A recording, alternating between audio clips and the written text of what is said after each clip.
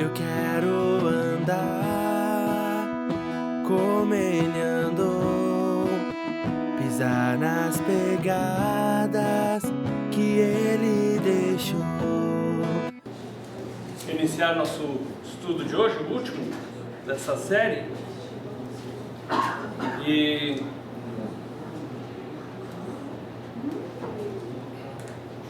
nós estamos no capítulo 14 de Romanos, e eu vou fazer a recapitulação no final. Vou gastar 2 minutos agora, e no final vou fazer um apanhado geral do que nós estudamos. E a gente está estudando, está vendo sobre acolher as pessoas em vez de ficar brigando com elas.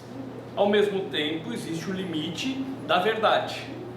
Ou seja, você pode acolher e demonstrar amor com as pessoas sem necessariamente comprometer aquilo que você acredita, a sua fé, e você deve continuar firme naquilo que você confia. Mas você não precisa menosprezar pessoas por causa de uma opinião diferente. No versos 10 a 12, fala que a gente vai dar contas a Deus por aquilo que nós temos feito. Só que ajustar aí. Então, se eu tratar mal alguém, eu vou dar contas a Deus. E cada um de nós vai comparecer diante do Senhor por aquilo que nós fizemos. Lembra que isso não está ligado à salvação da alma. A salvação ela é garantida pelo sacrifício de Cristo no nosso lugar. Mas a gente vai dar conta do que a gente fez, em que sentido? Se eu tratei mal as pessoas ou não, Deus vai falar, poxa, você é meu filho, e olha como você tratou aquela pessoa. Eu não gostaria que você fizesse isso. Então vai ter uma prestação de contas da nossa conduta, a salvação garantida por Cristo. E isso meio deixa claro pra gente que a gente não pode sair por aí fazendo o que quer, como algumas pessoas têm dito. Não, eu creio em Cristo, Cristo pagou os meus pecados, eu tenho a vida eterna, eu vou morar no céu. Porém, eu tenho uma responsabilidade diante de Deus, e Deus vai me cobrar dessa responsabilidade, se eu cumprir ou não essa responsabilidade que Ele colocou diante de mim. E no verso 13, a gente parou ali, nesse verso, falou para a gente não julgar as pessoas e não ter um propósito de vida de não colocar tropeço na vida das pessoas. Se eu sei que algo vai ofender uma pessoa, eu devo ter o amor, demonstrar amor e evitar aquela situação para evitar ofender aquela pessoa. E aí nós paramos ali no verso 14 e 15. Vamos ler? Eu sei, estou persuadido no Senhor Jesus de que nenhuma coisa é de si mesma impura, salvo para aquele que assim a considera. Para esse, ela é impura. Então, vamos só lembrar uma coisa, a coisa se torna impura, Paulo já deixa claro, para mim nada é impuro. Então tem gente que não pode comer isso, não pode comer aquilo, por questões religiosas, e Deus já deixa claro aqui, Paulo está deixando claro, para mim nada é impuro. Agora, quando a pessoa considera impura, se ela comer, a consciência dela vai pesar. Então, o que eu vou fazer? Eu posso comer minha carne de porco? Posso. Porém, então, se eu vejo alguém que vai se ofender eu comendo, eu evito de comer na frente daquela pessoa para não ofender a pessoa, numa demonstração de cuidado, de amor com a pessoa. Agora, se a pessoa diz, olha, comeu carne de porco vai para o inferno, ele está totalmente equivocado no que a Bíblia diz. Verso 15. Se por causa da comida o teu irmão se entristece, já não andas segundo o amor fraternal. Por causa da tua comida não faças perecer aquele a favor de quem Cristo morreu. Então, olha só, vamos demonstrar amor com a pessoa, mas não precisa quer dizer que você não quer dizer que você vai ter que concordar com a opinião dela. Muito pelo contrário, você fique firme na sua opinião. Versículo 16. Não seja, pois, vituperado o vosso bem. A palavra vitupério aqui, ela tem o sentido de censurado ou difamado. Então, você é uma pessoa que tem a consciência tranquila, come aquela carne sem nenhum problema, mas de repente o outro vê você comendo e fala assim, poxa, olha lá o Valdir comendo aquela carne imunda. E aí a pessoa acaba difamando, sendo que você não está fazendo nada de errado. E para evitar que aquela pessoa fique com a consciência dela ferida, então na frente dela eu evito isso. É uma demonstração de amor para com a pessoa. Verso 17, desculpa. Porque o reino de Deus não é comida nem bebida, mas justiça, paz, alegria no Espírito. Lembra que a gente também chegou até aqui? O reino de Deus é muito mais do que comida ou bebida, pode comer isso, não pode comer aquilo. O reino de Deus é a minha atitude diante de Deus, o Espírito produzindo paz, harmonia, alegria. Versículo 18: aquele que deste modo serve a Cristo é agradável a Deus e aprovado pelos homens. Então, quando eu tomo uma postura de procurar não pôr o tropeço na vida da pessoa, de demonstrar amor mesmo pensando diferente, eu estou servindo a Cristo dessa forma. É uma das formas de servir o Senhor, é a minha atitude para com o meu próximo. Então eu penso diferente, não tem problema, eu respeito a pessoa e demonstro amor para com ela, mesmo pensando diferente dela. Isso é uma forma de servir o Senhor. Verso 19: assim pois, seguimos as coisas da paz, e também as da edificação de uns para com os outros. Verso 20: não destruas a obra de Deus por causa da comida. Todas as coisas na verdade são limpas, mas é mal para o homem o comer com escândalo. Quer dizer, tudo é limpo, você pode comer. Então, você quer comer um camarão? Pode, pode. Tem igreja que vai condenar, mas a Bíblia não condena. No Velho Testamento houve restrições nas leis higiênicas colocadas para o povo de Israel com respeito a alguns tipos de comida. Porém, aqui está deixando claro que nós não precisamos viver debaixo desse jugo. Mas se eu sei que eu vou ofender alguém, o que eu faço? Então, numa atitude de demonstração de amor cristão, eu evito ofender aquela pessoa por causa da comida. Pode falar. Isso equivale àquelas, em alguns países que as pessoas comem certos animais de estimação, vamos dizer assim, que é o que a gente não faz aqui? Sim, por exemplo, você vai para a Coreia e vê alguém comendo carne de cachorro e você quase surta, né? Aqui no Brasil é crime, e lá não, também encaixa aqui. Então, se você está na Coreia e vê alguém comendo, você fala assim: não posso me ofender por causa disso. Do mesmo jeito que talvez eu comer uma carne de porco perto deles, ou vou ofendê-los. Ou chegar na Índia e comer uma carne de vaca, porque na Índia a vaca é sagrada. E no Brasil o que é sagrado é a picanha no espeto, ou a costela, né? Versículo 21. Gente, pode ir perguntando, tá? É bom não comer carne, nem beber vinho, nem fazer qualquer outra coisa com que o teu irmão venha a tropeçar, ou se ofender, ou se enfraquecer. Então, se eu sei que eu fazendo alguma coisa, eu vou fazer alguém enfraquecer, ou alguém tropeçar, eu evito aquilo. Então, aqui na região é comum o pessoal tomar vinho, mas se você sabe que alguém tem problema com bebida, e você tomar aquilo na frente dele, o que vai causar? Talvez você vai fazer ele voltar a beber. Então, por amor cristão, você evita aquilo para ajudar aquela pessoa que tem uma dificuldade naquela área. Então, são várias coisas que ele está citando. O capítulo 14 se resume no seguinte: eu não posso fazer o outro tropeçar, eu tenho que acolher o outro e demonstrar o amor de Cristo, mesmo que aquela pessoa pense diferente, mesmo que eu não concorde com ela. Versículo 22. A fé que tens, tenha para ti mesmo perante Deus. Bem-aventurado é aquele que não se condena naquilo que aprova. Então, a gente é feliz se a gente consegue comer ou beber, se fizer alguma coisa, lá tomou um suco, ou comeu uma carne, e você não se ofende com aquilo, e você não se condena com aquilo, você é feliz por isso. Por quê? Você come sem a consciência pesar. Agora, aquele que tem alguma restrição, ele se sente mal de comer. Olha o verso 23, desculpa. Mas aquele que tem dúvida é condenado se comer, porque não faz, o que faz não provém da fé, e tudo que não provém de fé é pecado.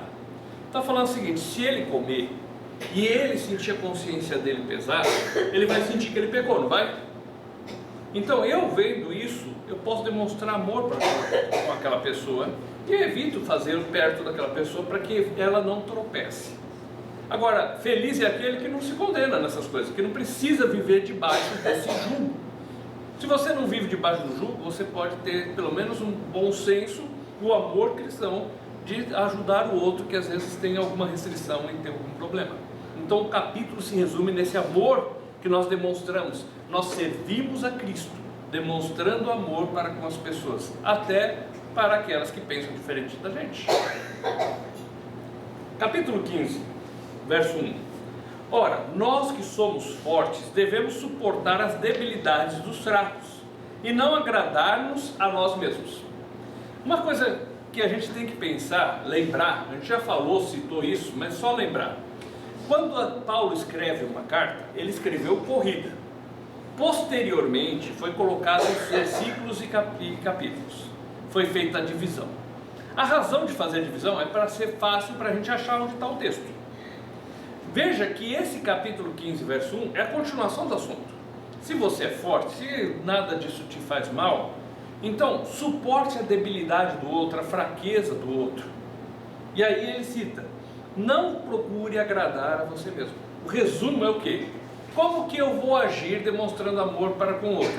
Eu vou ter a postura de que minha prioridade não é agradar a mim mesmo. Minha prioridade é agradar a Cristo. E Cristo disse que quando eu demonstro amor para com a pessoa, eu estou o servindo. Então, o objetivo não é eu quero me agradar, eu quero me satisfazer, eu quero ser feliz. O objetivo, eu quero servir a Cristo. Se para servir a Cristo eu posso suportar a debilidade de alguém, eu posso demonstrar amor para com o outro, e eu posso de repente não comer alguma coisa para evitar ofender aquela pessoa, eu vou fazer. Versículo 2. Portanto, cada um de nós agrade o próximo no que é bom para a edificação. Então, Deus nos chama a uma vertente diferente. O ser humano, no modo geral, defende o quê? Você tem que ser feliz. Agora a Bíblia está dizendo para a gente o seguinte: você tem que procurar agradar ao outro. Só que o verso não termina por aqui, e é muito importante isso. Porque o texto termina dizendo, no que é bom para a edificação. Existe um limite. Se eu viver querendo agradar todo mundo, eu posso entrar em um problema seríssimo de personalidade e até comprometendo algumas convicções pessoais, não é verdade? Então, quando é que eu vou procurar agradar os outros? Naquilo que promove a edificação, naquilo que ajuda no serviço a Cristo, naquilo que ajuda a pessoa a crescer. Mas tem certas horas que você não pode abrir mão da sua fé. Tem certas horas que você não pode abrir mão das suas convicções. Então, quando é que eu vou procurar agradar o outro? Naquilo que ajuda aquela pessoa a crescer, a ser edificada, a chegar mais perto de Cristo. Porque se o verso parasse, procure agradar o próximo, aí você ia viver tendo que agradar todo mundo e fazer as vontades de todo mundo. E não é isso que a Bíblia fala. A Bíblia fala de um amor cristão saudável, onde eu abro mão de certas coisas para ajudar o outro a crescer. Aí sim, aí faz sentido. Agora, quando eu só abro mão só por abrir, não faz sentido. Verso 3. Porque também Cristo não se agradou a si mesmo. Antes, como está escrito, as injúrias dos que te ultrajaram caíram sobre mim. Então o que acontece? Cristo não agradou a si mesmo, e nós seguimos o exemplo de Cristo. Esse é o sentido de ser cristão, aquele que segue o exemplo de Cristo. O exemplo de Cristo é que ele abriu mão de muitas coisas para poder nos salvar. E nós podemos abrir mão de muitas coisas para que aquelas pessoas possam entender a palavra de Deus através do amor demonstrado por nós, mesmo eles sabendo que nós somos diferentes. Tem dias que isso é difícil, gente. Eu sou sincero com vocês. Às vezes a gente tem que pagar algum preço. Mas vale a pena no final, porque você está procurando a edificação daquela pessoa e você está servindo a Cristo e seguindo o exemplo dele. Verso 4.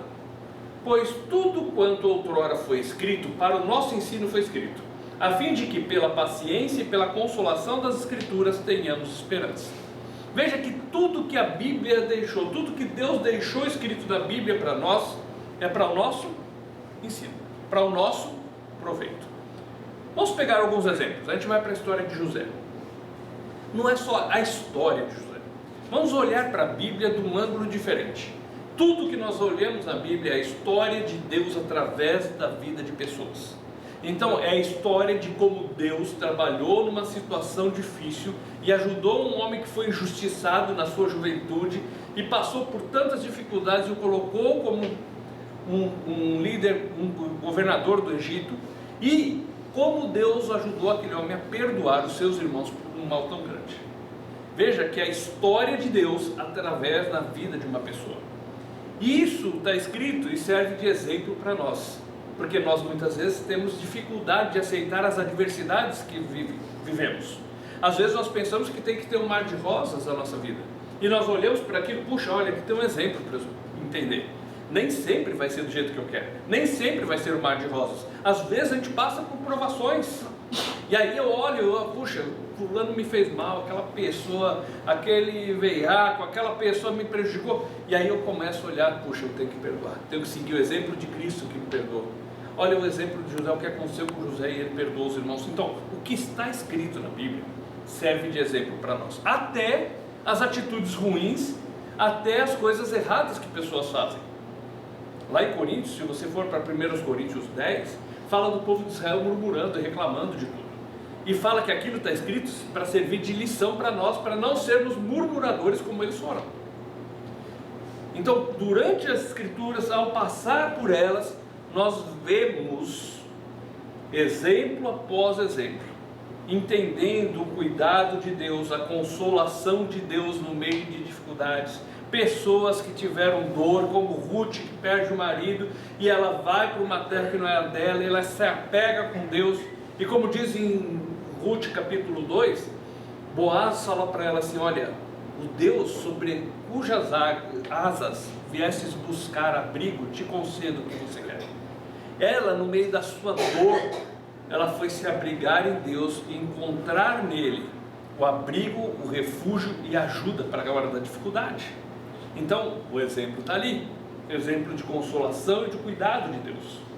Verso 5: ora, Deus, o Deus da paciência e da consolação, vos conceda o mesmo sentir de uns para com os outros, segundo Cristo Jesus, para que, concordemente, a uma voz, glorifiqueis a Deus e Pai de nosso Senhor Jesus Cristo. Ele não muda de assunto, ele continua ainda dentro do mesmo assunto, e ele fala: olha, gente, o Deus que nos consola, o Deus que nos ajuda, o Deus de toda paciência. E tem horas que para aguentar as pessoas a gente precisa de paciência, né?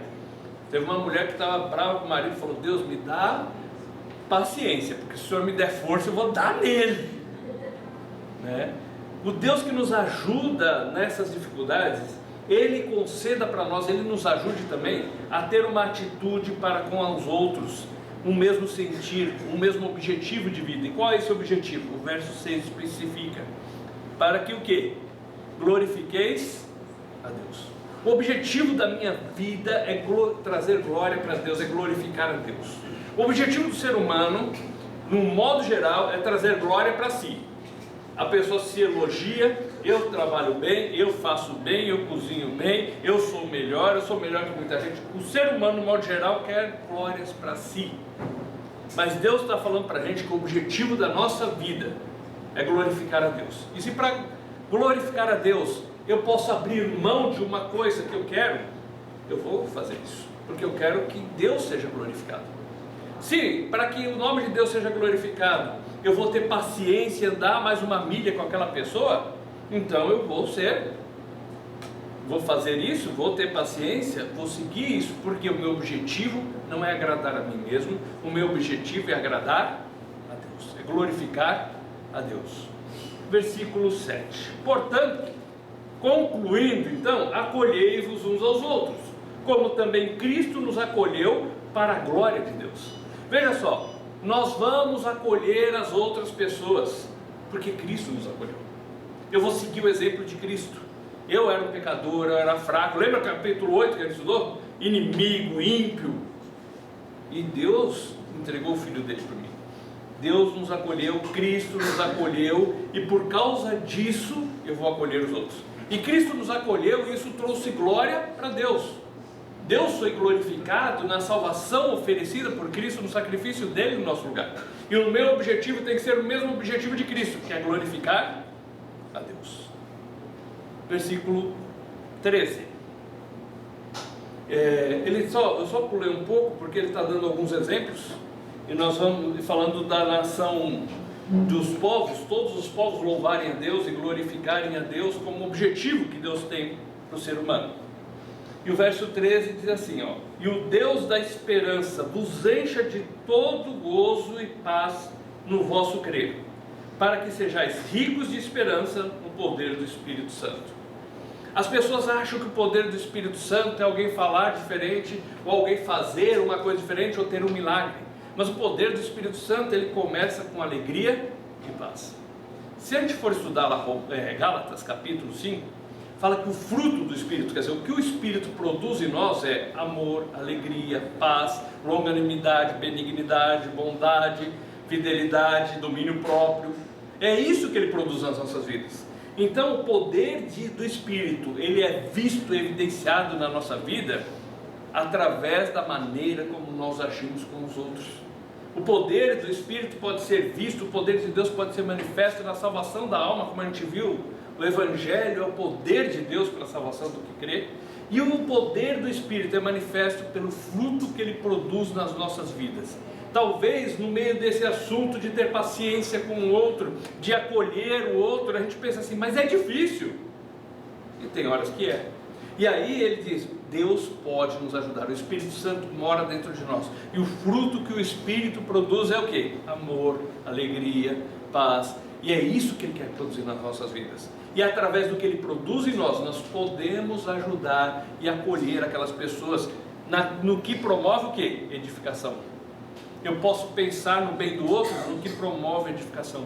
Eu posso pensar no bem do outro, acolhê-lo, ter paciência, porque isso glorifica a Deus, porque assim eu vou estar servindo a Jesus Cristo. Versículo 14. E certo estou, meus irmãos, sim, eu mesmo, a vosso respeito, de que estáis possuídos de bondade, cheios de todo conhecimento, aptos para vos admoestardes uns aos outros. Ele está falando, olha, eu sei que vocês têm produzido esse fruto, um ajuda o outro. Se precisar corrigir, corrige em amor. Admoestar é aquele aviso carinhoso de mostrar, olha, cuidado, ali tem um buraco, ali tem um problema, cuidado com isso que pode prejudicar a sua vida. E isso sempre é recheado pelo quê? Pela bondade, pelo amor que o Espírito produz em nós. Versículo 15. Entretanto vos escrevi em parte, mais ousadamente, como para vos trazer isso de novo à memória, por causa da graça que me foi outorgada por Deus. Veja que Paulo está dizendo assim, ó, eu estou escrevendo coisa para lembrar vocês de coisas que vocês já sabem. Quando a gente estuda a Bíblia, tem coisas que a gente sabe, mas à medida que a gente vai estudando e vai lendo e vai ouvindo, parece que aquilo aflora de novo, parece que aquilo salta aos nossos olhos de novo, nos faz lembrar de verdades que a gente já sabia e esqueceu, ou que a gente sabia e não está colocando em prática. Quando a gente olha a palavra, ela traz para nós as atitudes certas, a maneira certa, como devemos agir, e o consolo de Deus, a paciência e o que Deus espera de nós. Verso 16. Para que eu seja ministro de Cristo Jesus entre os gentios, no sagrado encargo de anunciar o Evangelho de Deus, de modo que a oferta dele seja aceitável, uma vez santificada pelo Espírito Santo. Ele fala assim, eu estou encarregado de um objetivo sagrado, determinado por Deus, que é anunciar o Evangelho. Se você quer servir a Cristo, uma das formas é acolher as pessoas, mostrar amor, é você estar ajudando, mostrar o amor fraternal, mas outra que é chamada de sagrado encargo, é você levar as pessoas a entender o Evangelho. O Evangelho é a boa notícia de Deus, a boa notícia que Cristo veio e pagou os nossos pecados. E Paulo falou assim, eu me dedico no objetivo de agradar a Deus. Verso 18. Por quê?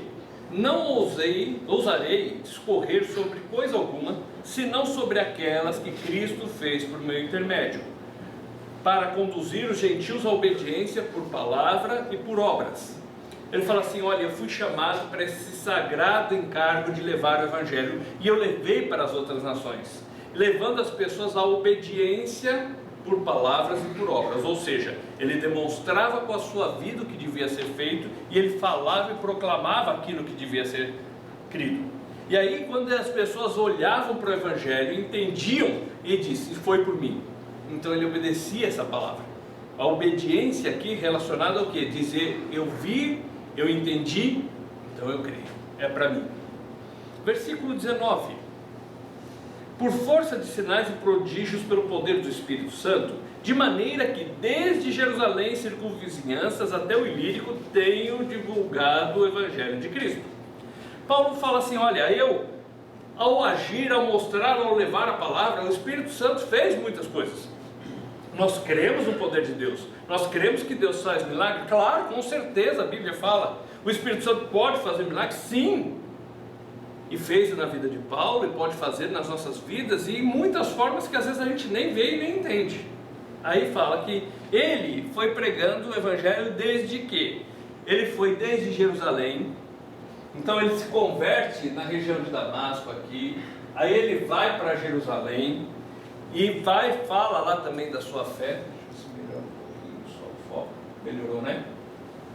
E depois foi por toda a região da Judéia, até chegar em Antioquia, na Síria, que é onde a primeira vez os discípulos foram chamados de cristãos.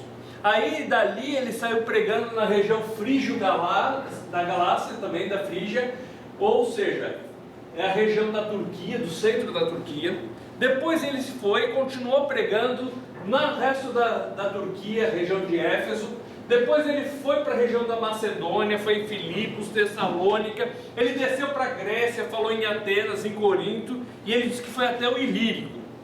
Então o que é o Ilírico? Essa parte aqui da antiga Iugoslávia, aí que pega e fica quase de frente para a Itália, só separado pelo mar ali. Ele chegou até esse ponto, levando a palavra de Deus para as pessoas. Versículo 20.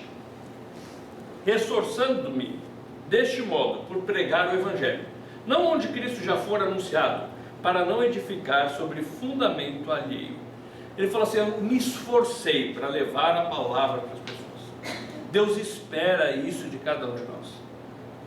Vocês têm amigos, têm parentes que ainda não conhecem a palavra, vocês têm pessoas que ainda não entendem o Evangelho que Cristo fez por vocês, e Deus espera que a gente se esforce, que a gente tome por uma decisão de vida, de que eu vou ser um instrumento nas mãos de Deus para ajudar as pessoas a entenderem aquilo que Ele fez, que Cristo fez por mim. Versículo 21. Antes, como está escrito, hão de vê-lo aqueles que não tiveram notícia dele, e compreendê-los que não tinham ouvido a seu respeito. Veja que isso está escrito lá em Isaías 52, e é interessante esse texto estar ali. O livro de Isaías é o livro que faz mais alusões ao Messias, a Jesus vir e pagar os nossos pecados. E o capítulo 53 é o principal deles. A gente leu ele quase inteiro quando a gente terminou a primeira fase. E aí um dos versos fala assim, verdadeiramente Ele levou sobre si as nossas dores e as nossas enfermidades, as iniquidades que eram para nós, o nosso castigo caiu sobre Ele, todos nós andávamos desgarrados como ovelhas, mas o Senhor fez cair sobre Ele a iniquidade de nós todos. E aí fala lá que Deus viu o penoso trabalho da sua alma e ficou satisfeito. Isso tudo está no 53. E o 52 termina dizendo assim, hão de vê-lo os que não tiveram notícia dele. Ou seja, essa mensagem não era só para Israel, era para todos os povos. Por isso que Paulo fala, eu me esforcei para levar essa palavra para cada canto onde eu consegui chegar. E ele estava com planos de ir para a Espanha agora, versos 22 a 24. Bom, essa foi a razão porque também muitas vezes me senti impedido de visitar-vos. Qual a razão? Ele estava pregando o Evangelho em outros lugares, e por isso que ele não tinha tempo para ir para Roma. Ele estava ocupado levando a palavra para as outras pessoas.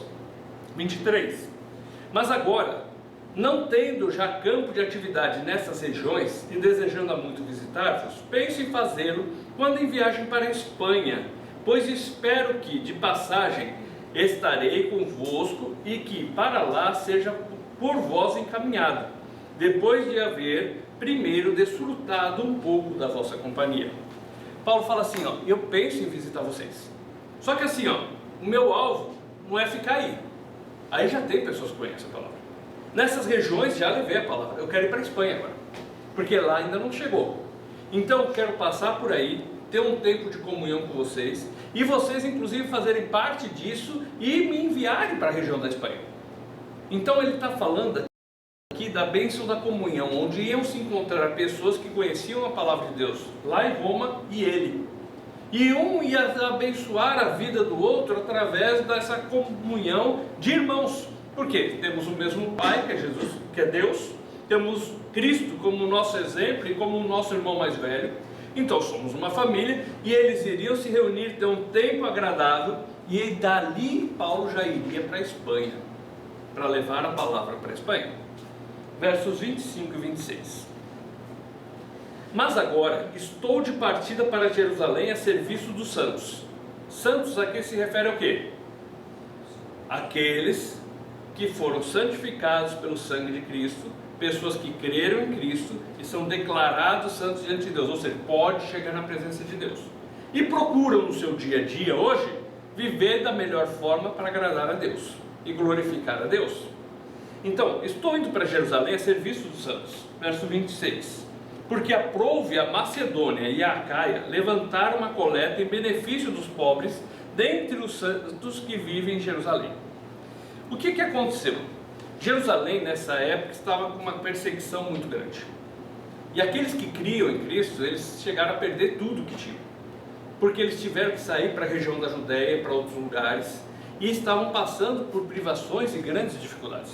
Então, o pessoal da região de Tessalônica, da região da Macedônia, eles se reuniram e resolveram fazer uma coleta, uma oferta, juntaram recursos para bancar a viagem de Paulo até Jerusalém, e em especial para suprir a necessidade daquelas pessoas.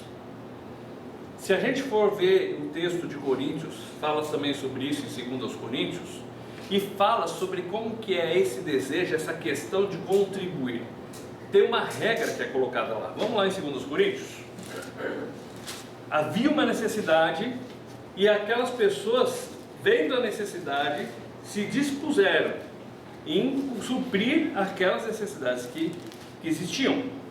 Se pegarmos o capítulo 8 e o 9, vai falar sobre esse assunto, tá? O 8 e o 9 falam sobre isso. Mas o 8, vamos no 9 direto, versículos 7 e 8.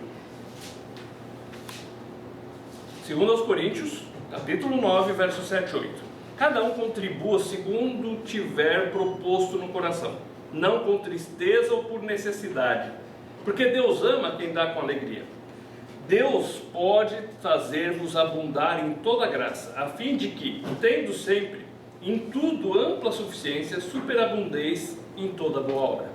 Ou seja, as pessoas ali, se você leu o capítulo 8, está falando sobre a situação que aconteceu ali em Jerusalém. Então está falando o seguinte: cada um contribua, não porque alguém está exigindo, está cobrando, está colocando pressão, fazendo um leilão, mas cada um diante de Deus, dentro daquilo que Deus já tem te abençoado, ajudar para suprir necessidades que existem. Quais eram as necessidades que estavam evidentes nessa época? Paulo precisava ir para Jerusalém para fazer o trabalho, e depois ele pretendia ir a Roma e a Espanha. Ele precisava dos recursos para ir. As pessoas em Jerusalém estavam passando necessidade. Deus tem me abençoado, então é melhor eu dar do que receber. É melhor eu ter para dar do que estar precisando para receber, não é melhor? Ou não? Muito melhor. Então havia disposição daquelas pessoas de olhar para aquilo que Deus tinha dado e falar assim: eu tenho que usar um pouco disso que Deus me deu, e em gratidão devolver a Deus para que a obra dele seja feita, para que aquelas pessoas que estão passando aquela dificuldade as necessidades delas sejam supridas. Então esse é o princípio da contribuição que Deus fala. Nós vimos no comecinho do estudo, na segunda fase, nós vimos que Abraão voluntariamente resolve dar o dízimo daquilo que ele recebeu, daquilo que ele obteve na vitória da batalha que houve contra os reinos. E ele pega: puxa, eu fui para lá sem nada, voltei com tudo isso, uma parte eu vou dar para Deus em retribuição, em gratidão ao que ele fez por mim. E aqui está falando: você tem, Deus tem te abençoado, você está em abundância, então você tem a obrigação, não por medo, por obrigação, por, como que fala aqui o texto, não por necessidade ou tristeza ou constrangimento. Outra versão é melhor, que traz constrangimento, que é o que muita gente faz. Não por isso. Eu vejo o que Deus me fez, sou grato a Ele pelo que Ele fez por mim, e decido então que eu vou ajudar as pessoas, ou a realizar a obra dele por causa do que ele já fez por mim. Não é por um brique, que nem muita gente fala, você tem que dar bastante, senão você vai ficar, senão você não vai ganhar, senão você não vai receber. E aqueles leilões, não é isso que a Bíblia fala. A Bíblia fala de uma atitude de coração, onde eu sou grato a Deus pelo que ele já fez por mim, e eu estendo a mão para ajudar quando há uma necessidade. Vou pegar um exemplo prático. Nós fizemos a primeira fase lá, fez agora a segunda aqui. Tudo teve custos e muitas pessoas contribuíram para que isso acontecesse. Para quê? Para que vocês pudessem ouvir a palavra e entender. Paulo dá outros exemplos práticos, a viagem dele. Paulo dá um exemplo prático de suprir a necessidade daqueles que estavam em Jerusalém passando por dificuldades. Então, Deus fala para nós, é melhor você ter para dar do que você precisar receber. Então, eu sou grato a Deus pelo que Ele fez por mim. Eu sou grato porque Ele tem suprido o que eu preciso. Que bom, eu posso ajudar pessoas que passam por dificuldade. Ou eu posso ajudar para que a obra de Deus seja feita e mais pessoas possam ouvir a palavra. Então, veja que é uma contribuição, esse assunto, ele é bíblico, ele é real, ele é necessário, mas é uma atitude totalmente diferente do que é pregado por aí. Não é um brigue com Deus. É simplesmente um ato onde eu reconheço o que Ele já fez por mim e estendo a mão para servir a Deus, seja ajudando uma pessoa necessitada, seja fazendo com que a obra dele seja realizada. Esse é o propósito. Voltando lá no capítulo 15, versículo 27 agora. Romanos 15, 27. Isso lhes pareceu bem, e mesmo lhes são devedores, porque se os gentios têm sido participantes dos valores espirituais dos judeus, devem também servi-los com bens materiais. O que ele está dizendo assim, olha gente, os judeus, esses judeus que estão passando necessidade agora, foram pessoas que creram lá no começo e muitos saíram para pregar a palavra. Agora eles estão com dificuldade, a gente pode ir lá e ajudá-los também. Você tem um bem material, você pode servir a Deus usando os seus bens. Vamos fazer um exemplo prático de como que a gente pode servir a Deus com os bens que Ele tem dado. Você tem um parente, umas pessoas que querem ouvir a palavra de Deus.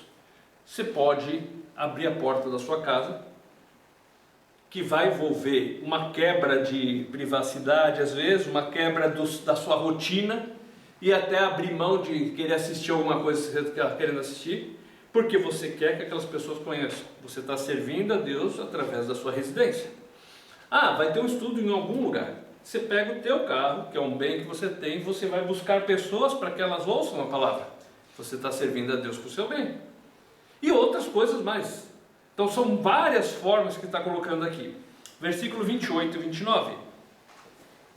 Tendo, pois, concluído isso, havendo-lhes consignado este fruto, passando por vós irei à Espanha, bem sei que, ao visitar-vos, irei na plenitude da bênção de Cristo. Ele falou assim, primeiro eu tenho que ir lá e levar essa contribuição que é fruto da ação de Deus na vida, no coração daquelas pessoas da região da Macedônia, que envolvia Tessalônica, Filipos, essas cidades, e da Acaia, que era Coríntios. Por isso que a gente foi lá em Coríntios ler, porque esse fruto do amor cristão de suprir, eu tenho que ir lá e fazer essa tarefa. Eu tenho que cumprir isso, porque é fruto do que Deus fez na vida dessas pessoas, para que os de Jerusalém tivessem o suprimento que eles precisavam. Verso 30. Rogo-vos, pois, irmãos, por nosso Senhor Jesus Cristo, e também pelo amor do Espírito, que luteis juntamente comigo nas orações a Deus em meu favor. Ele falou da contribuição que teria que ser feita e era necessária, e era um privilégio daquelas pessoas poder ajudar quem precisava. E agora ele fala, mas eu preciso da oração de vocês, porque não vai ser fácil. Paulo sabia que chegando em Jerusalém iam tentar matá-lo. Ele sabia que chegando em Jerusalém as coisas seriam muito difíceis. E ele fala, gente, eu preciso que vocês orem e lutem em oração. Uma coisa é orar assim, Deus, ajuda fulano. Lutar em oração é o seguinte, Deus, olha, tem uma situação assim, e eu peço que o Senhor ajude, porque a coisa está feia.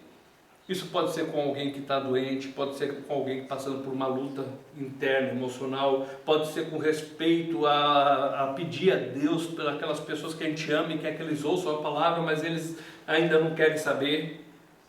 é que constantemente eu estar em oração pedindo a Deus por essas situações e por essas pessoas. Não é só um dia só e pronto, de repente do nada. E isso daqui também tem o seguinte, qual é a oração que você pode fazer lutando em oração? Você pode estar dirigindo e falando com Deus, não pode? É oração? É. Lavando uma louça, fazendo algum serviço, claro, tem certos serviços, certas coisas que é impossível você estar com o pensamento em dois lugares. Mas existem muitas horas que o nosso pensamento está voando. E a gente pode pensar em abençoar as pessoas. Veja só que do 14 até agora a gente está vendo 3 formas de abençoar pessoas. Uma é acolhendo nas suas debilidades, ou seja, sendo compreensivo com as lutas que as pessoas têm, com as convicções diferentes, servindo a Cristo com amor. Primeira demonstração de amor. Segundo, é levando o Evangelho.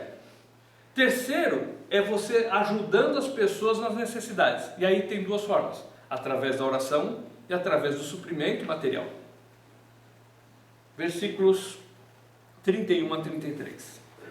Para que eu me veja livre dos rebeldes que vivem na Judéia, e que este meu serviço em Jerusalém seja bem aceito pelos santos, a fim de que, ao visitar-vos, pela vontade de Deus, chegue à vossa presença com alegria e possa recriar-me convosco. E o Deus da paz seja com todos vós. Amém. Agora o capítulo 16, ele começa a falar de uma lista de pessoas. Se a gente só ler rapidamente, fala assim, por que Paulo falou tantos nomes aqui? Mas Paulo foi a pessoa, vamos pôr assim, que mais, naquela época, que mais se empenhou em levar a palavra a outros lugares, certo?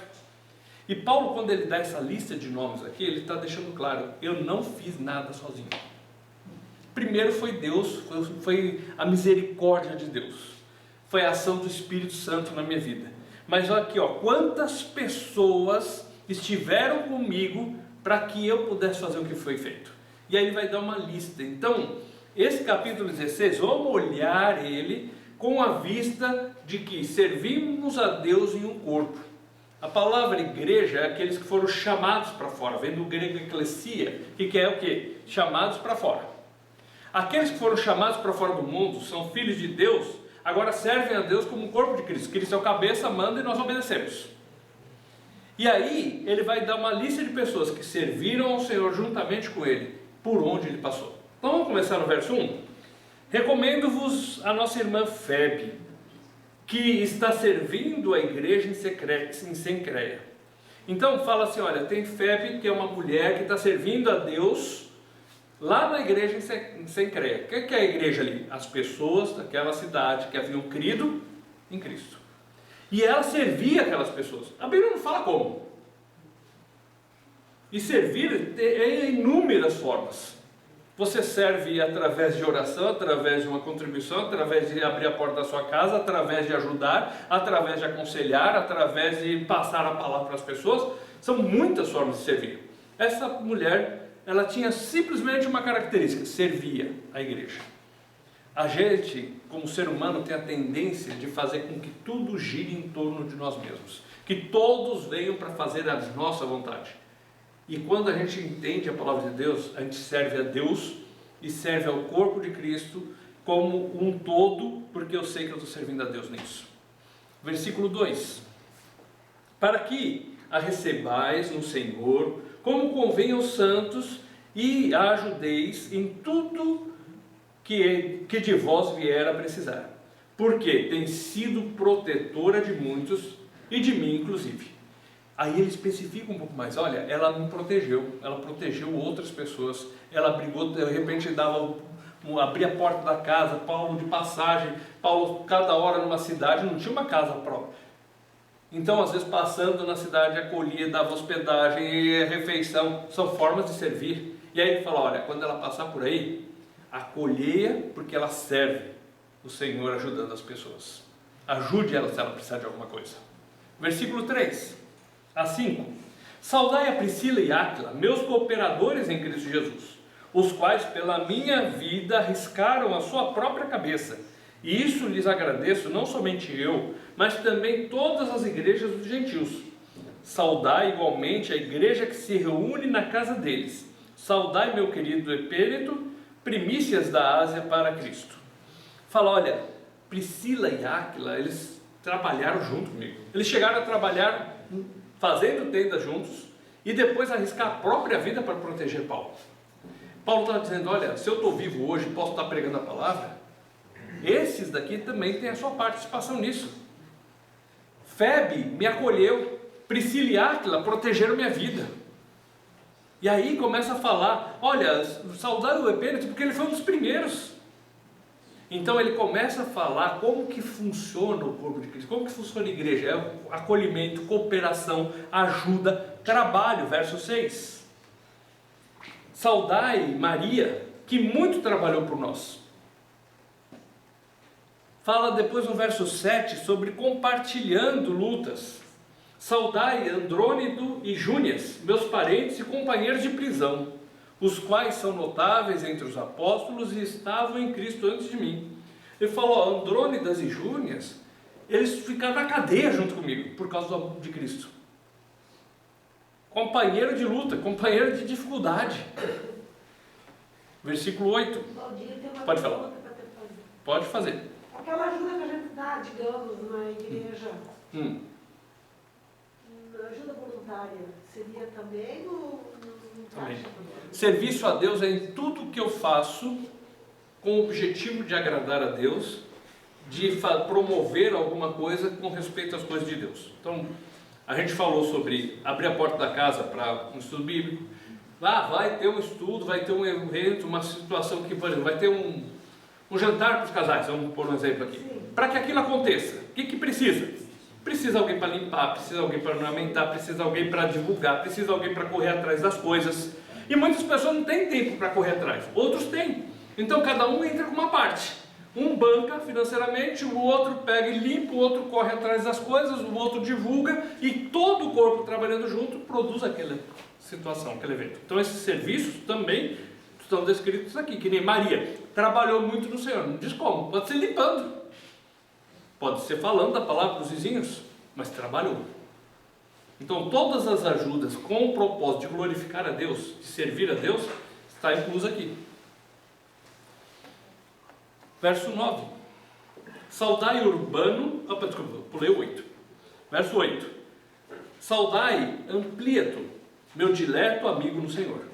Aí ele fala de pessoas que tinham intimidade, ele era meu amigo. Então, no meio do corpo de Cristo, há amizade, cooperação, ajuda mútua, até nas horas de lutas e sofrer junto nas lutas. Como ir para a cadeia, os três juntos lá, Andrônidas, Júnias e Paulo. Verso 9. Saudai Urbano, que é o nosso cooperador em Cristo, também meu amado Estáquias. Então, cooperação, versículo 10. Saudai Apeles, aprovado em Cristo. Saudai-os da casa de Aristóbulo.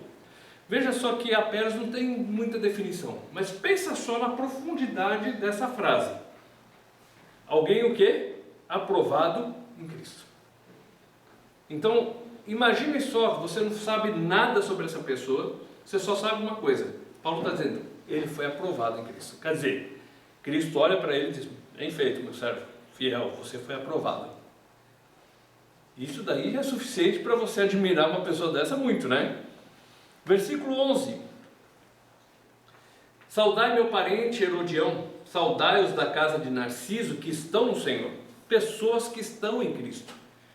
Esse compartilhar do corpo, esse servir a Deus, esse servir a igreja, não é servir placa, não é servir denominação, mas o corpo de Cristo. Claro que às vezes se reúne num local, numa igreja, não estou dizendo que não. Só estou dizendo que é servir o corpo de Cristo, um servindo ao outro, porque todos nós estamos em Cristo. E todos nós temos o mesmo objetivo, que é glorificar a Deus. Verso 12. Saudai Trifena e Trifosa, as quais trabalhavam no Senhor. Saudai a estimada Pérside, que também muito trabalhou no Senhor. São nomes diferentes. São pessoas que a gente não sabe mais nada sobre elas, mas trabalhavam no Senhor, mas se esforçavam em fazer a vontade de Deus. E fica o exemplo para a gente. Sem saber mais nada sobre elas, eu quero trabalhar para o Senhor. Eu quero me esforçar para fazer as coisas do Senhor. Versículo 13. Saudai Rufo, eleito no Senhor, igualmente a sua mãe, que também tem sido mãe para mim. Veja que eleitos em Cristo, e aí fala família em Cristo. Olha, a mãe dele foi uma mãe para mim também. E Jesus falou o seguinte: alguém que deixou pai, mãe, deixou as coisas para me seguir, ele vai receber nessa vida também muito mais, e cita pais, mães, ou seja, relacionamentos profundos no Senhor. Pode falar. Paulo era casado? Boa pergunta. Boa pergunta. Paulo era casado. Vou até citar para o pessoal de casa entender. A Bíblia não fala diretamente. Ele não estava casado. Tem situações que ele fala de um filho, mas é que ele tratava... Filho na fé. Tratava como filho. Né? Foi Timóteo. Ele tratava Timóteo como se fosse um filho. O que a Bíblia fala? Paulo, em Coríntios 7, ele cita assim, por causa da instante situação, necessidade, é melhor que o homem esteja livre de mulher, como eu. Então, ele não estava casado, ou ele era viúvo, ou ele era solteiro. A Bíblia não especifica qual dos dois. Pensando no aspecto cultural de ele ser um fariseu, antes de ele encontrar Cristo, antes de ele se converter a Cristo, um fariseu deveria ser casado, na questão cultural. Então, talvez Paulo era viúvo, mas a Bíblia não especifica. Nós estamos, vamos pôr, tentando entender um pouco. O que a Bíblia fala é que ele não estava casado naquele momento, ou seja, era viúvo ou solteiro. E por que ele cita aquilo? É porque a mulher atrapalha? Não. Ele fala por causa da necessidade. Paulo pulava de cidade em cidade. E Paulo vivia sendo perseguido, apedrejado, açoitado. Imagina se ele tivesse família. Ele teria que estar toda hora preocupado com a esposa, preocupado com os filhos, ou o que minha mulher deve estar pensando eu aqui na cadeia. Então, para a situação dele, era melhor ser solteiro. Mas não está dizendo que é errado, tanto que Deus criou o casamento, né? Versículo 14.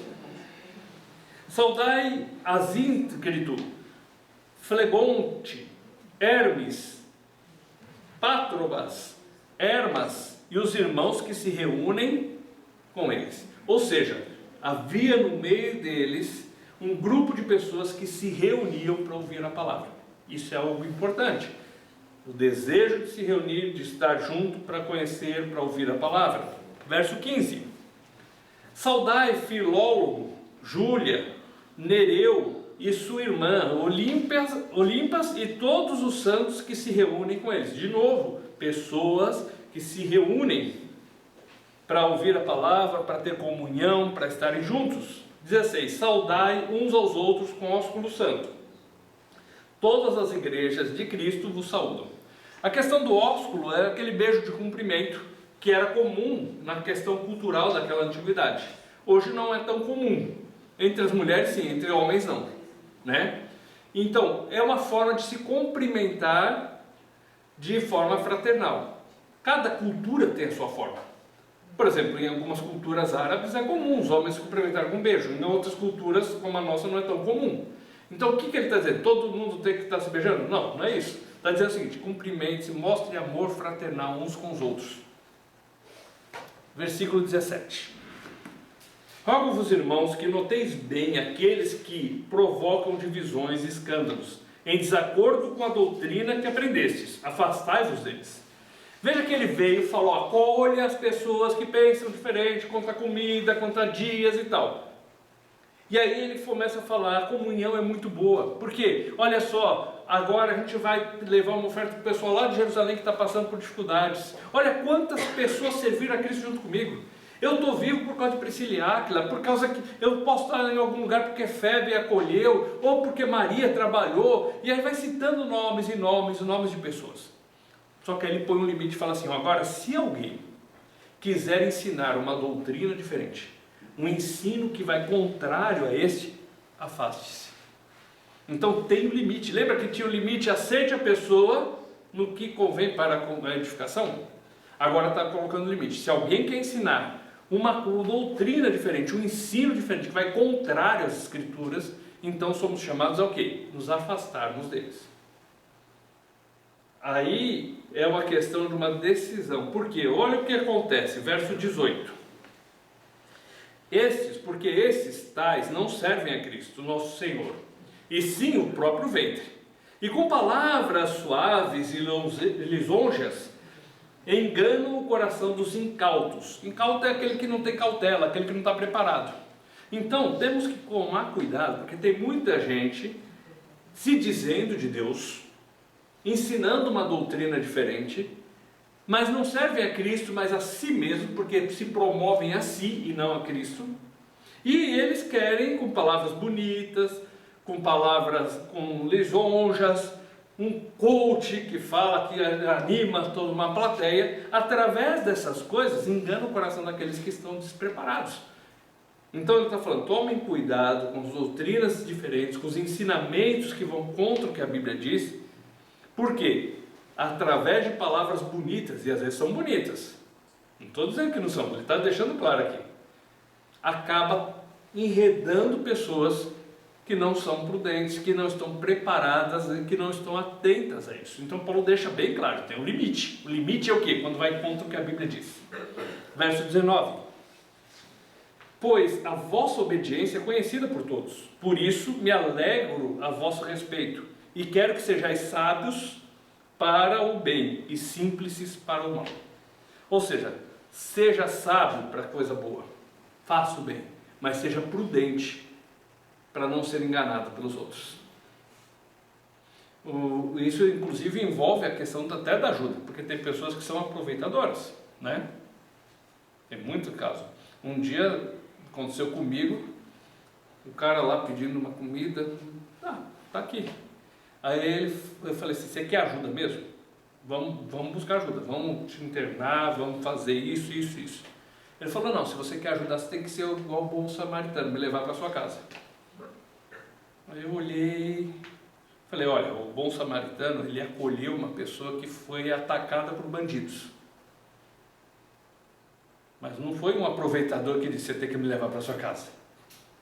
Então a gente tem que ser sábio, para o bem, mas prudente, porque existem pessoas que querem fazer o mal, inclusive através de ensinos e sistemas. Versículo 20. E o Deus da paz, em breve esmagará debaixo dos vossos pés a Satanás. A graça do nosso Senhor Jesus seja convosco. O que é interessante é que ele fala que Deus vai nos dar a vitória. E aí o que diz aqui sobre essa vitória? Diz que em breve ele vai esmagar a cabeça de Satanás e vai colocar debaixo dos nossos pés. O que está querendo dizer com isso? Hoje nós somos tentados pelo inimigo? Sim. Por isso que muitas vezes lutamos contra o pecado, não é isso? Mas a vitória é certa e definitiva. Cristo na cruz venceu Satanás. Mas em breve vai chegar o dia que a vitória vai ser completa, porque aí nós não vamos mais viver na presença do pecado. E um dia Cristo vai julgar Satanás e vai lançá-lo no lago de fogo. E aí a vitória vai ser absoluta no dia a dia também. A vitória de Cristo foi absoluta quando a pagar o preço do pecado. E agora ele está dizendo que um dia vai ser absoluta para a nossa vida também, onde o pecado e Satanás não vão ter mais poder sobre nós, por causa que nós estamos na graça desse Jesus Cristo que nos salvou. Versículo 21. Saúda-vos, Timóteo, meu cooperador, e Lúcio, e Jason, e Sosípatro, meus parentes. Aí ele começa a dar uma lista das outras pessoas que estavam com ele, saudando os de lá. Está vendo como era a comunhão? Os que estavam em Roma, os que ajudaram em Corinto, os que ajudaram em outro lugar, e agora os que estavam junto com Paulo. É um corpo que funciona. Isso é igreja. Um aqui, o outro em outro lugar, o outro em outra cidade, mas todos servindo o mesmo Deus, todos com o mesmo objetivo, que é glorificar o Senhor. E estava ali uns com Paulo. Verso 22. Eu, Tércio, que escrevi essa epístola, vos saúdo no Senhor. Mas foi Tércio ou foi Paulo que escreveu? Então, Paulo, ele muitas vezes ele ditava a carta e alguém escrevia para ele. Então, Tércio foi o escrivão. A autoria foi Paulo, mas a autoria principal foi Deus, que é o recado que ele queria deixar para a gente. Então Deus usa Paulo para transmitir os ensinamentos e usa Tércio para ser a mão para escrever aquela carta. Versículo 23 e 24. Só uma coisa. Olha só a importância de todos trabalharmos. Tércio, a gente não sabe como que ele era, talvez ele não fosse eloquente, talvez não fosse um bom professor. Mas se não fosse a vida dele, a gente não teria a carta aqui. Talvez. Porque ele foi o instrumento que Deus usou para ser o cara que escreveu. Todos são importantes. todo trabalho para Deus ele é importante. 23 e 24. Saúda-vos Gaio, meu hospedeiro, e toda a igreja. Saúda-vos Erasto, tesoureiro da cidade, e o irmão Quarto. A graça do nosso Senhor Jesus Cristo seja com todos vós. Amém. Veja que ele cita ali, olha, o cara que estava hospedando ele na casa dele. O que estava escrevendo. O escrivão daquela carta. Todos importantes diante de Deus. Você não precisa lembrar o nome dessas pessoas, até porque vários deles são bem diferentes. Mas olha como cada um foi importante na vida de Paulo, no ministério dele, e nós também temos o nosso papel dentro desse corpo. Deus quer usar a vida de cada um de nós, cada um de uma forma, cada um dentro dos seus dons, cada um dentro da habilidade que ele tem, cada um dentro da responsabilidade que Deus coloca diante de nós. Verso 25. Ora, aquele que é poderoso para vos confirmar segundo o meu evangelho, e a pregação de Jesus Cristo, conforme a revelação do mistério guardado em silêncio nos tempos eternos. Primeiro vamos, antes de a gente continuar lendo, aquele que é poderoso para vos confirmar. Verso 26. E que agora se manifestou esse evangelho que foi esse mistério que era Cristo pagando os nossos pecados. Esse mistério que era pessoas reunidas em Cristo para juntos servirem a Deus. Por quê? Vamos só lembrar um pouquinho, eu tenho que abrir um parênteses. A gente teria que ir para Efésios e outros lugares, mas o Velho Testamento falou muito sobre Cristo morrendo na cruz por nós. Muitas profecias. O que se tornou um mistério? É que judeu e o gentil, romanos, gregos, macedônios, turcos, pessoas de todas as regiões, todos juntos, encaixando dentro de uma mesma família e cooperando para o mesmo objetivo. Ninguém imaginava isso. Povos diferentes, pessoas diferentes, ascendência diferente, todos juntos servindo a Cristo.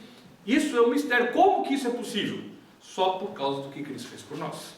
Então, quando fala mistério na Bíblia, o mistério do Evangelho, está ligado a esse fator de que Cristo nos salva e nos une pessoas de diferentes opiniões, diferentes pensamentos, diferentes regiões, todos fechando no mesmo corpo, servindo o mesmo Deus com o mesmo propósito de vida.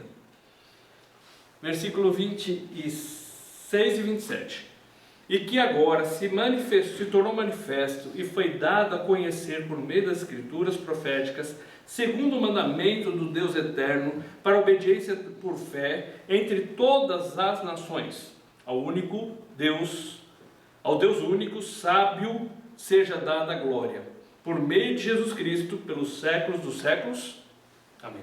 Ou seja, tudo que está descrito aqui, todos estes que estavam servindo, com o mesmo propósito, um Deus único, que a Ele deve ser dada toda a glória. Qual o objetivo da nossa vida? Glorificar a Deus. Bom, nós terminamos Romanos, e eu vou fazer uns 10 minutos de um apanhado do que a gente estudou nas 14 lições, tá bom? Vou passar rapidamente, só para a gente pensar. A primeira parte, foram as 5 primeiras aulas, é sobre nós estarmos firmados na fé. Nós somos salvos pela obediência de Cristo, pelo sacrifício dele no nosso lugar, porque ele foi obediente até a morte de cruz, e quem garante a nossa salvação é Jesus Cristo. A segunda parte, que foram as outras 5 lições, foi em cima do livro de Atos, e como o Espírito Santo trabalhava na vida das pessoas da igreja, para que a palavra chegasse aos outros lugares. Como eles viviam juntos. E Romanos é crescendo nessa graça. Romanos começa a falar do dia a dia, como nós devemos agir. Não somos mais bebês que só nascemos de novo e somos filhos de Deus, mas agora nós começamos a andar na direção do que o nosso Pai espera de nós. Então, na primeira parte, as verdades estabelecidas foram o seguinte: a autoridade da palavra de Deus sobre a nossa vida. A palavra de Deus é autoridade sobre a minha vida. Ela diz, eu acredito e eu ponho em prática. A palavra de Deus tem as respostas de Deus para os meus dilemas. E a palavra tem o refrigério de Deus para a minha alma, nas minhas dificuldades, nos meus problemas. Depois a gente viu quem a gente é em Cristo, a nossa identidade em Cristo. Então em Cristo nós somos salvos, temos a vida eterna, somos filhos de Deus, temos uma nova vida, eu sou amado por Deus. Depois a gente viu como deve ser a nossa vida, temos um caminho para andar. Temos um exemplo a seguir, que é Jesus Cristo, e temos uma grande responsabilidade, uma perspectiva totalmente diferente do que tínhamos antes. E chegamos ao ponto de ver o que é ser um cristão, que é o quê? Um seguidor de Cristo. E como eu sou um seguidor de Cristo, então eu sou um discípulo de Cristo, e eu devo fazer com que outras pessoas também se tornem seguidores de Cristo. É a ideia do discipulado, o conhecimento que eu tenho que passar para as pessoas, para que essas pessoas também possam passar para os outros. É a multiplicação. Não é aquela coisa, eu guardo um segredinho para mim, eu guardo como que o pessoal fala ali, a cereja do bolo, ou o pulo do gato no negócio, eu guardo só para mim e não conto para os outros. Não, com a palavra é diferente. Tudo que eu tenho que estar passando para os outros, discipulando outros, para que outros discipulem outros. É a multiplicação através do ensino da palavra. E aí em Atos a gente viu essas verdades também. Por exemplo, a obediência à ordem de Jesus, a capacitação que o Espírito Santo dava, a identidade em Cristo e a nossa vida em Cristo. Nos capítulos 2 e 4, a gente viu como que era a vida daquelas pessoas que criam. Como que eles viviam. Eles tinham desejo de estar juntos em comunhão. Eles perseveravam no ensino da palavra. E olha o que a gente viu aqui no Romanos capítulo 16. Esse desejo de estar junto, de ter comunhão. Também a gente vê que havia um cuidado mútuo entre eles. E agora a gente vê no Romanos capítulo 15, as pessoas da Acaia, que é a região da Grécia, as pessoas de Macedônia, se preocupando com as necessidades daqueles que moravam em Jerusalém. Um cuidado muito mútuo. Também louvor a Deus, sempre estavam louvando a Deus, porque o objetivo nosso é glorificar a Deus. E havia uma graça abundante, ou seja, as pessoas olhavam e viam o que Cristo fez na vida deles. Era visível o que Cristo, era visível a graça de Deus. Havia também um bom testemunho. As pessoas olhavam, tinham simpatia por eles, falavam assim, não quero ser cristão, mas esse pessoal é diferente. Esse pessoal é joia, olha só como eles agem. A Bíblia diz que as pessoas de fora tinham eles em grande respeito, em grande estima, porque o testemunho deles era bom. Também havia acolhimento, eles proclamavam a Cristo. Quando Paulo se converte, todo mundo fugiu com medo dele. Barnabé vai lá, vem cá, acolheu Paulo, apresentou para as pessoas e foi essencial para que as pessoas entendessem que Deus tinha salvado Paulo também. E também quando eles tinham dificuldades, eles resolviam seus problemas. Não jogavam para debaixo do tapete. Lembra quando teve problema na distribuição dos bens, na necessidade que havia das viúvas? E aí algumas estavam sendo esquecidas nessa distribuição. Em vez dos apóstolos dizerem assim, a gente é apóstolo, a gente que manda aqui, quem é você para questionar a gente? Não, o que houve da parte deles? Não, vamos resolver, vamos colocar pessoas para resolver isso, para aquilo. Então, havia um problema? Sim, onde tem gente tem problema, mas eles tinham a disposição de resolver esses problemas. E eles pagavam o preço de ser cristão. Alguns sendo açoitados, alguns mortos, como Estevão, como Tiago, e depois outros mais que foram mortos por causa de Cristo Jesus. Quando nós chegamos em Romanos, nós vemos a nossa identidade em Cristo declarada de algumas formas. Por exemplo, somos chamados para ser de Cristo, pertencemos a Ele. Nós vimos aqui no capítulo 16 também, esses estão em Cristo. Também a gente vê que somos amados por Deus, e isso daqui é uma coisa maravilhosa de se pensar. O Deus, o Criador do Universo, o Todo-Poderoso, o Onipotente, o Altíssimo, Ele me ama e Ele se preocupa comigo. E nós somos chamados para ser santos, ou seja, nós devemos viver de uma forma que agrade a Deus. Em 1 Pedro 1,15, Pedro fala assim, como está escrito, citando Levítico, sede santos porque eu sou santo. Nós nunca vamos conseguir ser santos como Deus, mas nós devemos procurar viver uma vida dedicada a Deus, porque nós cremos em um Deus que é santo. Também eles tinham paz com Deus, nós temos paz com Deus. Romanos 5 fala assim, nós temos paz com Deus, isso daí é uma nossa identidade, nós temos acesso a Deus pela fé. E aí fica a questão do dia a dia. Como que nós vivemos? Como deve ser a nossa vida em Cristo? A primeira pergunta, como que nós podemos viver no pecado, nós que experimentamos o que Cristo fez por nós? E aí começa a falar do dia a dia, nós devemos andar em novidade de vida, nós devemos andar unidos em Cristo. Nós temos que saber o quê? Que nós não servimos mais ao pecado como escravos, nós somos libertos dele, não precisamos mais obedecer a ele. Nós temos que nos considerar mortos para o pecado e vivos para Deus. Nós temos que olhar para essa questão e falar assim: o pecado não pode reinar na minha vida, eu não posso obedecer o pecado, eu tenho que oferecer a minha vida a Deus, porque eu tenho que frutificar para Deus, eu tenho que produzir o fruto do que Deus espera da minha vida. Mesmo assim, no dia a dia, às vezes me sinto miserável, porque às vezes eu erro, mas graças a Deus por Cristo Jesus, graças a Deus porque Ele me salvou, porque não há nenhuma condenação para os que estão em Cristo Jesus, como diz capítulo 8, e nós temos uma ajuda, o Espírito Santo morando dentro de nós nos ajuda a viver para Deus, guiando a nossa vida, nos assistindo nas nossas fraquezas, seja uma fraqueza espiritual. Por exemplo, eu estou lutando com a minha ira e isso tem prejudicado a minha vida, Deus me ajuda.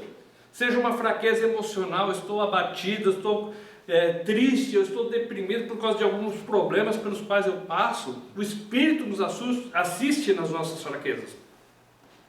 Também Ele intercede por nós, e diz que com sobremaneira, com gemidos inexprimíveis, quer dizer assim, Ele intercede de uma forma intensa por nós. E nós temos que saber que todas as coisas cooperam para o bem daqueles que amam a Deus. Tem coisas que eu não entendo que aconteceram na minha vida. Tem coisas que eu acho que eu só vou entender quando chegar no céu. Mas eu tenho a certeza que por mais que eu não entenda, Deus, Ele faz com que todas as coisas cooperem para o bem daqueles que amam a Deus. Às vezes, as coisas ruins acontecem porque alguém nos provocou, porque alguém criou o mal, porque alguém nos prejudicou. Mas nosso Deus é maior que isso, e Ele pode fazer com que isso redunde para o nosso bem, para que isso produza algo bom nas nossas vidas. Em Tiago capítulo 1, vocês podem ler depois em casa, os versos de 2 até 5, ele vai falando assim: olha, tende por motivo de grande alegria o passardes por várias provações. Eu não fico feliz quando eu estou passando por provação, eu quero chorar. E aí fala, mas a hora da provação, Deus produz em nós perseverança, Deus produz em nós paciência, Deus produz em nós longanimidade. E aí no verso 5 fala assim: se alguém tem falta de sabedoria, peça a Deus que a todos dá. Na hora que eu estou passando pelas provações e dificuldades, eu posso, em vez de orar assim: Deus me livra, socorro, para quê? Por quê, Deus? Eu posso orar: Deus, me ajuda a crescer no meio disso. Me ajuda que produza perseverança, que produza paciência, que produza o fruto que o Senhor quer no meio de tudo isso. Faz com que essas coisas ruins, que essas provações cooperem para o meu bem. No final do capítulo 8, fala que nós temos um destino certo. Nós seremos conformados à imagem de Cristo. Já pensou nesse privilégio? Não é questão de a gente pensar no céu, arroz como de ouro, aí vai falando aquelas descrições. Tudo isso é lindo, maravilhoso, tudo bem, mas pensa só em ser conformado à imagem de Cristo. Não tem palavra para descrever, não tem coisa melhor para se imaginar do céu do que isso. Depois fala que se Deus é por nós, quem será contra nós? Fala, quem nos condenará? Cristo morreu, pagou os nossos pecados. Quem nos separará do amor de Cristo? Será que fome, nudez, morte? Nada pode nos separar do amor de Cristo, porque somos mais que vencedores em Cristo Jesus.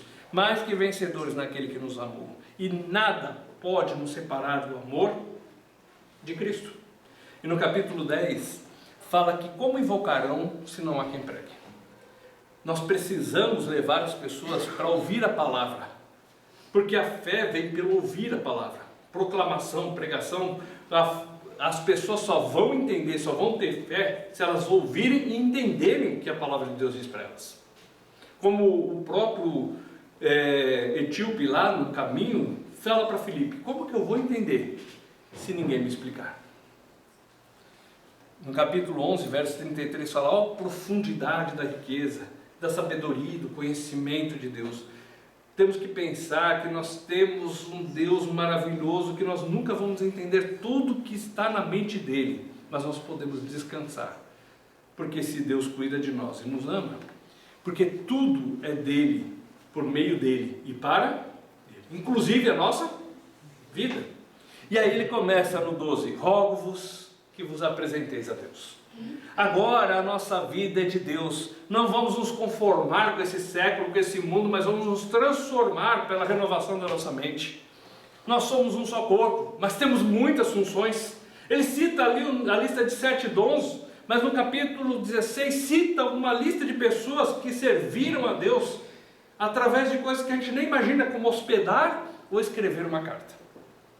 Deus usa as pessoas dentro desse corpo, com funções diferentes. Para quê? Para que o nome de Deus seja glorificado.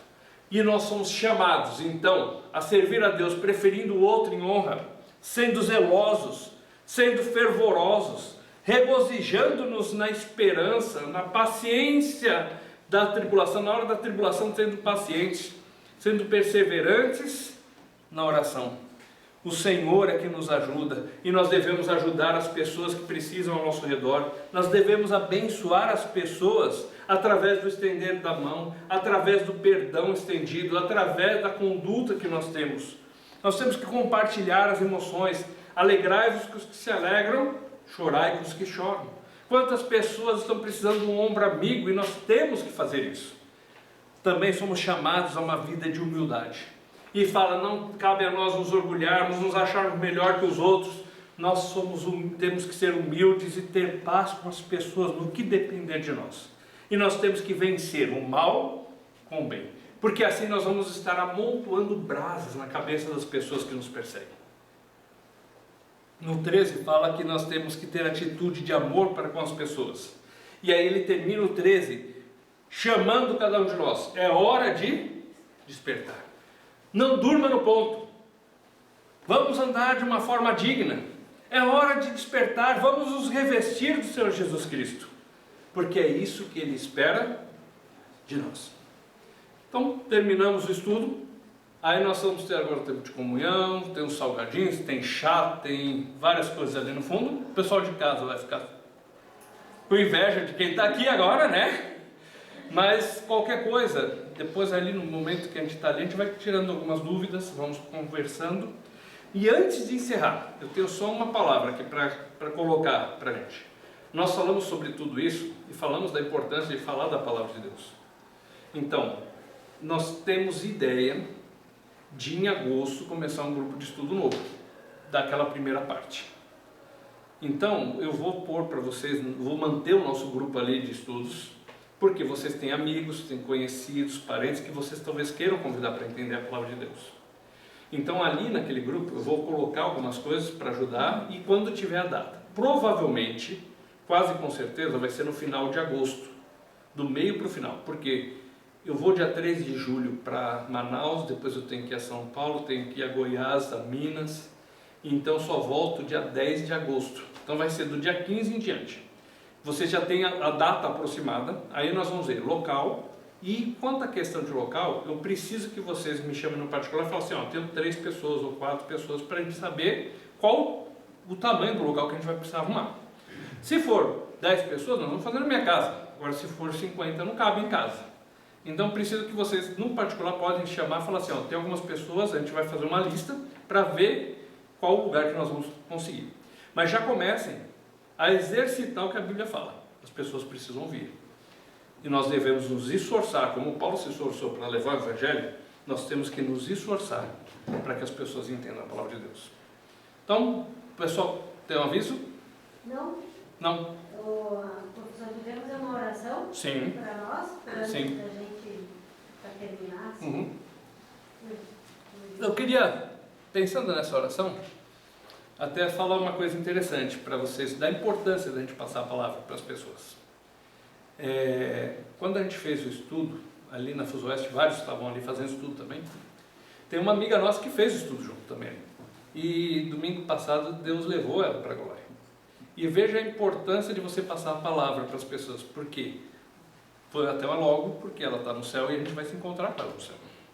Então pensem no privilégio que cada um de nós temos de ser um instrumento nas mãos de Deus para levar pessoas para junto dele. Vale a pena, gente. Vale a pena o esforço. Então vamos orar pedindo que Deus abençoe a cada um, ajudando nas lutas, nas dificuldades. Senhor, nós te agradecemos, porque nós estamos aqui, esse grupo de pessoas que está ouvindo a tua palavra, animados em entender o que o Senhor diz.